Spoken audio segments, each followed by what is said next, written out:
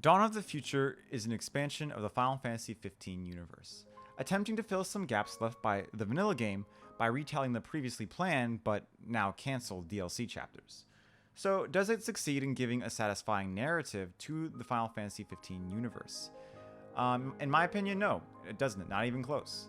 It actually cheapens the original story in a lot of ways, but it's not that simple because I actually like having this book. This is a book I cannot review normally. If I were to review this book on its own merits, then it would be easy. But Final Fantasy XV in its prime is a video game. This is only meant to be supplementary material. However, some of it is canon and some of it is not. But that line is harder to draw when Square Enix publishes these stories with the initial concept art of these supposedly non-canon stories. So, with the final chapters of the story now available, what is truly canon and what is not? Does this novelization have a purpose in experiencing that story to its fullest? And should you even buy it if you are a Final Fantasy XV fan? Well, let's first explain what Dawn of the Future contains. It contains episodes Arden, Aranea, Luna, and Noctis.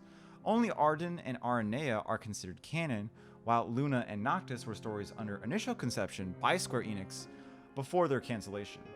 I ordered this off of Amazon and it came in very good condition. The font choice is good, but some of the T's look like L's at times, which is not a big deal.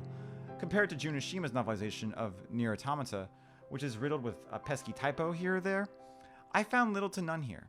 If one has a choice to read this physically or digitally, it is worth paying for a physical copy in my opinion. In the back and front of the book, there are several concept drawings, brief character and plot synopses, and explanations of where they want to take the story initially. It is a very comprehensive package of the Final Fantasy XV universe, and it makes you truly appreciate how epic it really is. Unfortunately, I wish the stories were written with a modicum of that quality. Episode Arden, or A Savior Lost, is by far the best story, which should shock nobody. Arden is a masterclass in how to keep a character consistent, and even in this book, the scenes with him in it are easily the most compelling. His story is first and is very enjoyable. Having the actual in-game episode to compare it to, I can say its novelization is very respectable and worth having. But two critiques. One, the book does not explain where he got his royal arms, but that's only a problem for those who haven't played Final Fantasy XV. My second is that the video game elements are interweaved too heavily into the narrative at times. By video game elements, I mean things like objective markers and combat dialogue, though I thought his battles with Somnus and Regis were depicted very well. It just simply gets tiring after a while. But overall, this story is the best, and I actually might read again sometime later. Now, Aranea's story, the beginning of the end, is the worst in my opinion, but not the most problematic, and I'll explain what I mean later. It is not necessary to know, but it provides a plausible reason for her turning against Niflheim. It introduces a new character named Sol, who is important to Niflheim in a way that I won't spoil, but Aranea takes care of her and raises her. It's just hard to care about Aranea. In her episode, she already starts with the doubts about Arden and demon weaponry, so the defect doesn't have an emotional weight, especially since we know about it having played the game. Her teammates Briggs and Wedge always support her, so their decisions have no weight really either. Those are the main issues though, and this could just be me not being compelled by the story. Another issue is that this story has buttloads of exposition, but it's Square Enix, so it's not much of a critique as something we all deal with at this point. The highlights of this story were her encounters with Arden. If you watch my plot comparison video, you should know that I think that Ravis would have been a much better character to write a story about instead. What's here is just not very ambitious in my opinion. However, I would rather have that than the problem that I have with these following stories. I'm going to spoil the plot for both of these episodes because both highlight the main problem I have with them. So here is a brief spoiler-free summary. The main problem with these stories is how they handled Bahamut's and Lunafreya's story. It cheapens the plot and ruins the main theme of the original game. And also there are just too many contrived flashbacks and vision sequences that are only meant to catch up characters to what's going on currently. The main goal of these stories was to give Final Fantasy XV a happy ending, and I can see why they scrapped this idea now. If you want to hear my final summary, skip to this time frame. In episode Luna, or Choosing Freedom, Lady Lunafreya is revived by Bahamut. Yes, this is a thing that happens, but hold on, I am not finished. She awakens under Arden's 10-year darkness of Eos and desperately searches for help. She encounters our new character, Sol, and battles off a horde of demons alongside her.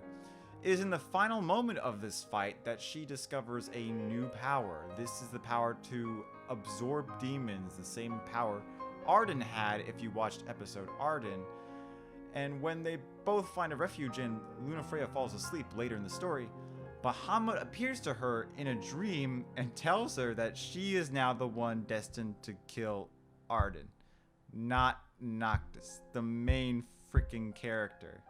So, as she journeys to Insomnia, her and Sol argue the point of the gods of Eos. This leads Luna to doubt and eventually abandon her being Oracle and her service to Bahamut to find out what she wants for herself. And then, after a brief side story that I won't dive into because it's not that important, she reaches Arden and asks him to help defeat Bahamut. Okay, so end. Stop right there. Now, episode Noctis begins. So this is called the Final Glaive. The book briefly goes over the encounter in Altizia, the events of episode Ignis, Noctis and his friends' journey through Zegnanta's Keep, and the vision bestowed by Bahamut when he is enveloped by the crystal where he was supposed to use the Ring of Lucide to destroy the demons, only to be foiled by Arden. And this all happens in the main game for those of you who haven't played it yet. Now, having awakened in Arden's 10-year reign of darkness, instead of reuniting with his friends like he does in the game, he is instead picked up by Sol and decides to head to Insomnia after hearing Lunafreya is off to kill Arden, and he tells his friends to meet him there. So, when he arrives, he encounters a powerful demon that ends up being the spirit of Sominus, who explains the entire backstory of Arden to him. This causes Noctis to have doubts about Bahamut, so when he arrives, he finds that Luna is completely overtaken by the Star Scourge and is outcast by Bahamut, as he is now revealed to want to end the entire world. So, to wrap this up, Arden teams up with Noctis, his pals, Arnea, Sol, the other gods of Eos, to defeat Bahamut. Arden sacrifices himself, and everybody lives, and Noctis and Lunafreya are happily married. And that is the end of the story. Okay, so I did skip over a lot of details about how some things got to where, as well as some minor character moments, but believe me, it's not worth explaining. So, these are the two big problems I have with these stories. One is the constant visions and flashback sequences to catch up characters. This is done to such an extensive and contrived degree that you'd think this book is vegan because there are no stakes anymore. I found myself skipping sections because it often recaps events and facts we already knew, making the narrative a slog. Secondly is how they handled Bahamut. Bahamut directs the will of Eos and its inhabitants. Bahamut is the one who planned to rectify Arden's decisions and suffering caused by his brother through Noctis. Noctis learns to be a true king by facing Arden, and the theme of the story and the characters' motives are completely shattered when you bring characters back to life only to completely retcon the objective of another character, only to have that objective be redirected to justify an ending where the characters don't learn anything. Also, you're killing the god who brought your fiancé back to life. That's not very cash money of you. When you have a god character act fickle, subject to change, and inconsistent, it's not the god character who's those things, it's the author of that character who is embodying those traits. Now I see why these projects were axed. Even if Aranea's story is canon, there's really no point in telling it. However, despite the horrible things I've said about these stories, there are parts I like. Arden is always welcome to show up and do whatever he wants in a story. There is never a dull moment with him, and seeing him deal with his emotions regarding Era is satisfying on its own merits. Secondly, I did enjoy how close Luna and Noctis were. There are moments in both stories that gave much greater depth to the relationship than the game ever did. Plus, Luna and Noctis are much more compelling characters than Aranea. And I'll admit, the idea of Noctis and Luna being happily married is nice to think about. But that's only because Noctis deserves to be happy, not because I think this book earned it in any sort of way. So now, let's answer our questions. Does this novel help you experience 15's story in its fullest? No. I believe it falls short, and that's partially because they were trying to change it. They wanted a happy ending for 15's story, and while that's okay to do sequentially, it's a lot harder to do after the story has been told. Arden's works because the groundwork was laid out in the lore of Eos.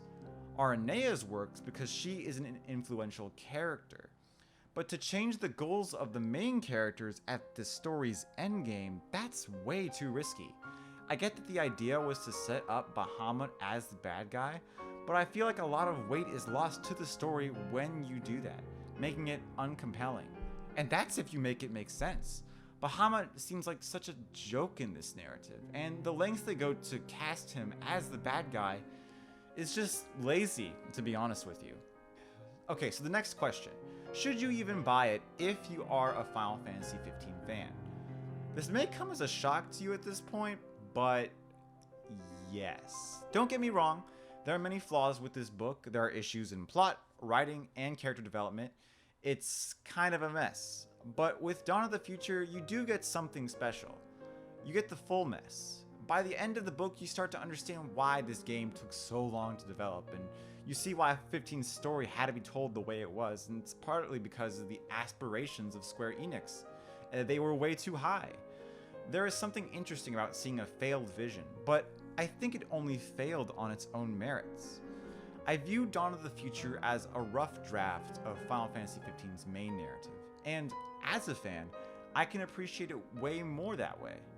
In my opinion, this failure led to a much better story, even if it took more than 10 years to do. That's why Dawn of the Future doesn't feel fleshed out. That's not to say that 15 with its canon ending was a masterpiece, but its characters felt more real and the stakes were higher. And yet, Dawn of the Future still feels nice to own. It's like when a friend shares their rough draft of a story with you. It's raw, unperfected, but the start of something amazing. I would recommend this book if you really enjoyed 15's story and characters, or as a collector of Square Enix merchandise. As a serious read though, I would hard pass on this. Excluding Arden's story, this book is too messy, unrefined, and poorly written to make logical or emotional sense out of. So I hope this helps you all with your purchasing decision. Remember, this is just my opinion. I would love to hear what someone else thought. But yeah, no, thanks you guys for watching, and I will see you later. Peace.